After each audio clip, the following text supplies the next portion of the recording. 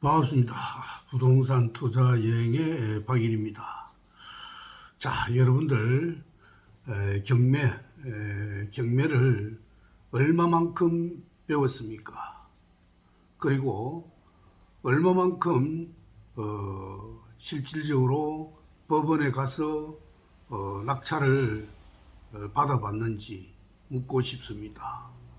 꾸준함이 결과적으로 저는 성공한다고 생각을 합니다.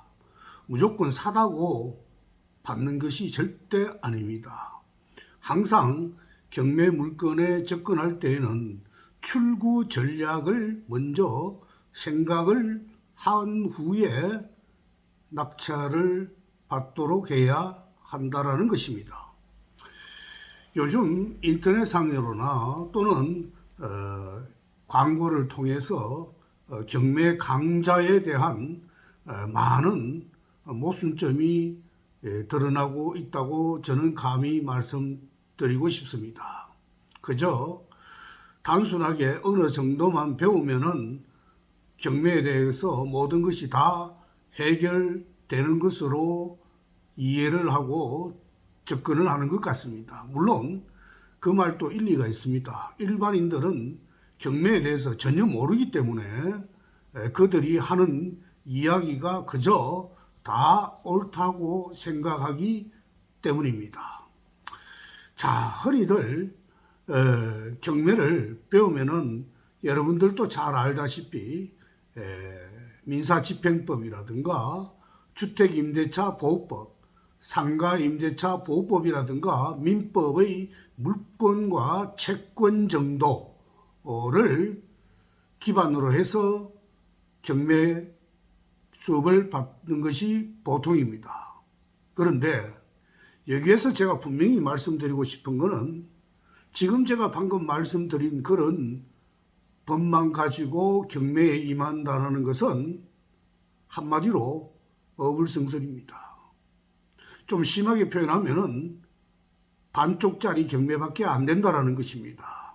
그런데도 불구하고 많은 사람들이 강의를 하면서 그저 단순하게 권리 분석이라든가 인도명령 신청이라든가 이 정도의 내용을 집중한다거나 이렇게 하면서 모든 것이 경매가 끝나는 것으로 이야기하는 것은 정말 안타깝지 않을 수가 없습니다. 제가 방금 조금 전에 말씀드린 법률 외에도 부동산 공법이라든가 세법 등등을 모조리 다 어느 정도 알고 있어야 그나마 경매에 대한 맛을 제대로 볼 수가 있고 부동산에 대한 맛을 제대로 볼 수 있다라고 저는 감히 말씀드리고 싶습니다. 따라서 오늘은 조금 난해한 내용을 가지고 말씀을 드릴까 합니다. 뭐냐면은 건축 허가권 승계에 대해서 말씀을 드릴까 합니다. 건축 허가의 승계에 대해서 말씀드릴까 합니다. 자, 토지를 경매로 낙찰받을 경우에 종전 소유자가 해당 부지 안에 건축 허가를 받은 경우에는 건축법에 대한 정확한 이해를 하고 받지 않으면은 아차하면은 실패할 수 있다라는 것입니다. 즉 이 말은 뭐냐면은 승계되지 않을 경우도 있기 때문에 이런 말씀을 드리는 겁니다. 승계가 불가능한 것이 문제가 아니라 낙찰자의 명의로 새로 건축 허가를 받을 수 없는 경우도 발생하기 때문인 것입니다. 따라서 잘 생각하겠어요. 나대지 입찰할 경우에 건축 허가 민원과 동시에 해당 부지 건축 허가 여부를 반드시 확인을 해야 한다라는 점을 꼭 기억하시기 바랍니다. 통상적으로 건축허가의 절차는 건축허가나 신고를 받았습니다. 받고 나면 그 다음에 뭘 합니까? 허가를 받았기 때문에 착공신고를 하겠죠. 착공신고를 하고 난 다음에 건축을 합니다. 그러고 난 다음에 건축물이 완공이 됐습니다. 완공이 되면은 사용 승인을 받습니다. 뭐 흔히들 말하는 준공검사죠. 준공검사는 건축법에서는 준공검사라는 말을 사용하지 않고 주택법에서 아파트의 경우에는 준공검사라고 표현하지만 건축법에서는 사용 승인이라고 표현한다는 점도 참고적으로 알아두시고요. 그럼 사용 승인을 받고 나면은 비로소 뭘 합니까? 건축물 대장이 만들어지게 된다라는 것입니다. 이런 절차는 여러분들 결코 어려운 것이 아니기 때문에 한 번쯤 꼭 알아두시면 많은 도움이 될 것으로 사료가 됩니다. 자, 이처럼 건축 허가 받고 착공 신고까지 한 후에, 다시 한 번 더, 건축 허가 받고 착공 신고까지 한 후에 토지만 경매로 나오는 경우에는 꼭 확인할 필요가 있다라는 것입니다.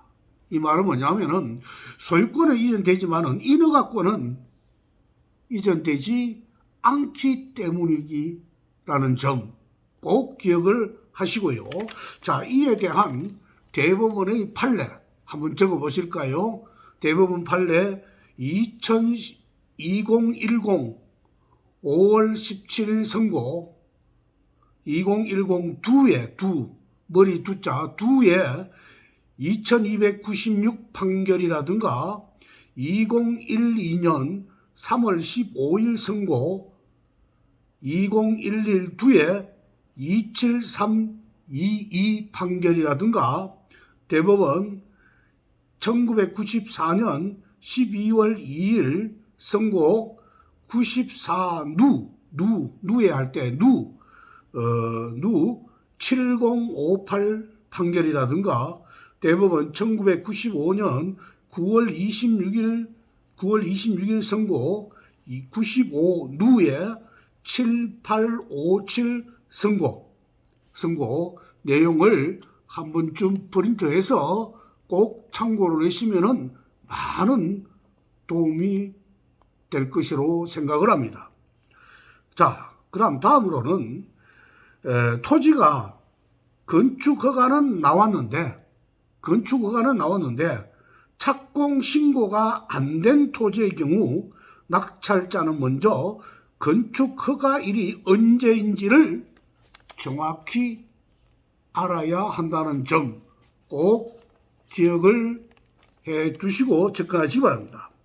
자, 건축허가 받은 날로부터 2년 내에 착공 신고가 안 되면은 종전의 건축허가는 절대적 취소 사유에 해당되기 때문에 낙찰자는 건축허가를 받을 수 있도록 2017년 7월 18일 날 건축법이 개정 시행되었습니다.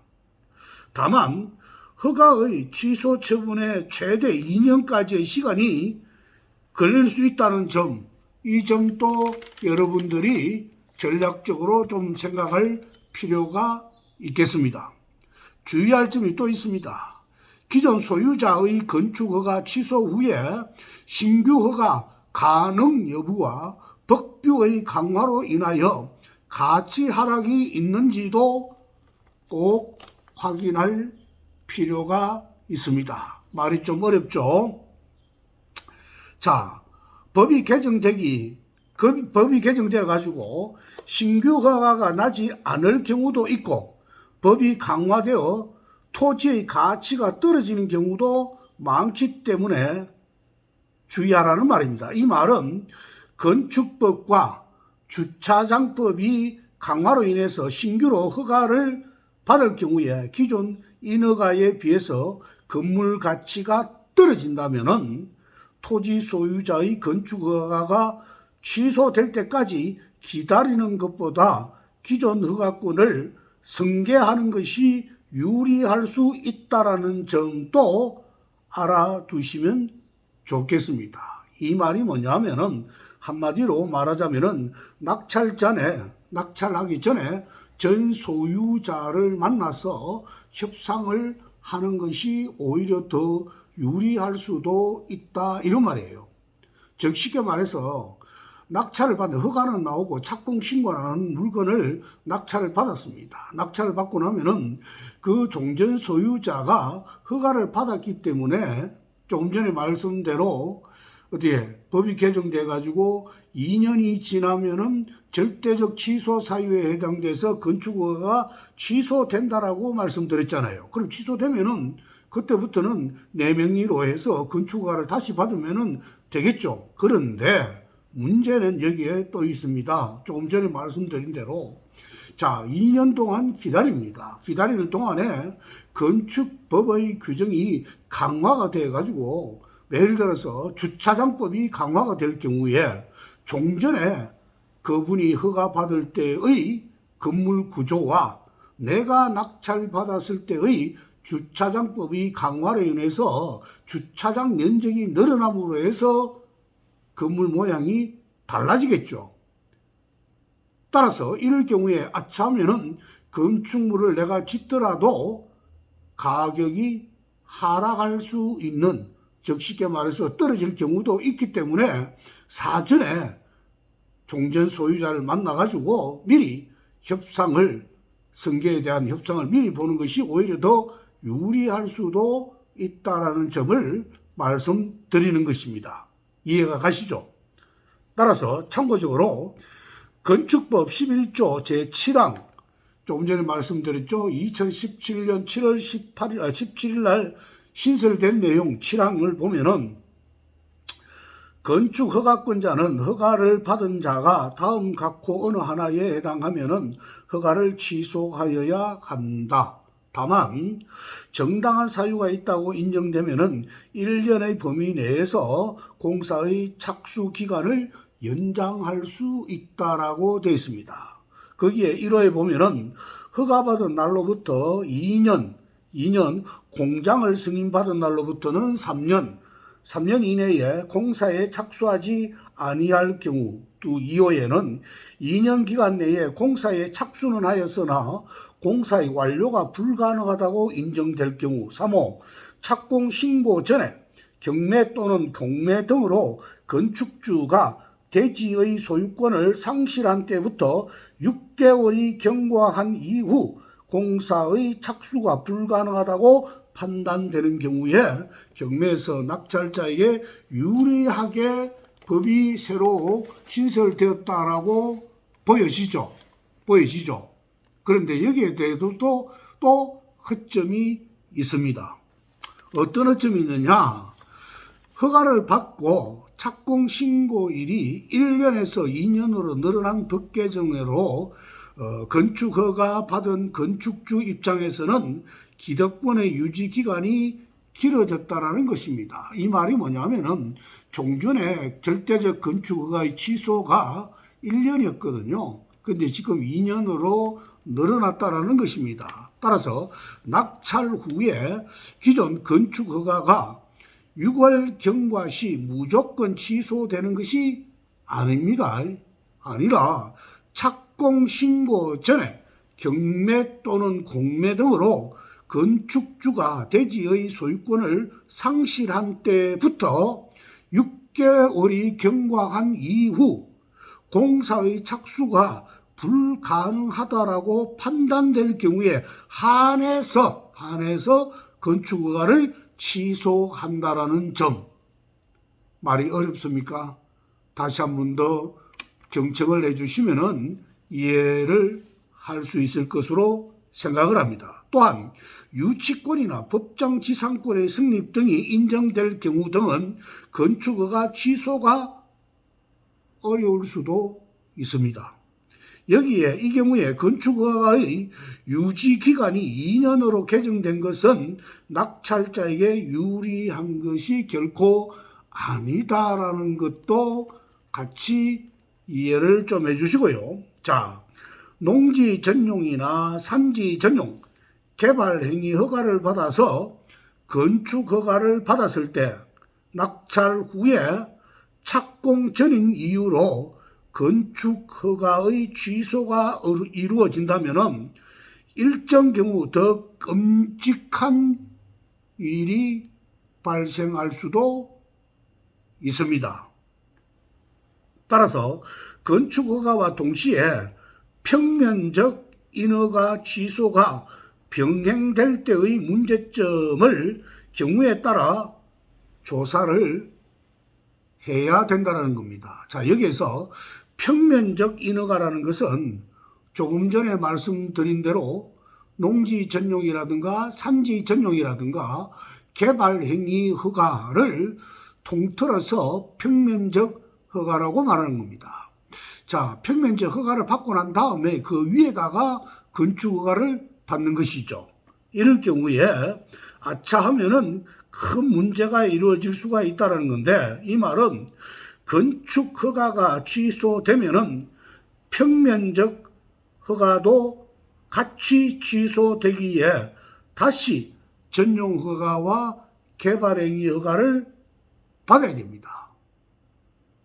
그런데 원상복구 의무가 뒤따르고 한번 전용 허가가 난 경우에는 5년 동안에 허가를 내주지 않는 지방자치단체도 있다라는 것입니다. 이는 낙찰자에게 매우 불리한 상황으로 갈 수가 있기 때문에 상당히 주의를 기울여야 된다라고 생각을 합니다. 자, 지금까지 제가 말씀드린 내용, 건축 허가의 승계에 대한 내용, 무턱대고 집을 짓고 있거나 건축 허가 받은 건물의 사다고 받았을 때에는, 낙찰 받았을 때는 한마디로 아차하면은 큰 낭패로 이어질 수 있기 때문에 어려운 말인 것 같지만은 이 말 역시 여러분들이 처음 듣기 때문에 그럴 수 있다라는 점을 이해하시고 다시 한 번 더 경청을 하면은 충분히 이해가 갈 것으로 생각을 합니다. 자, 수고 많았습니다. 좋아요, 구독 부탁드리겠습니다.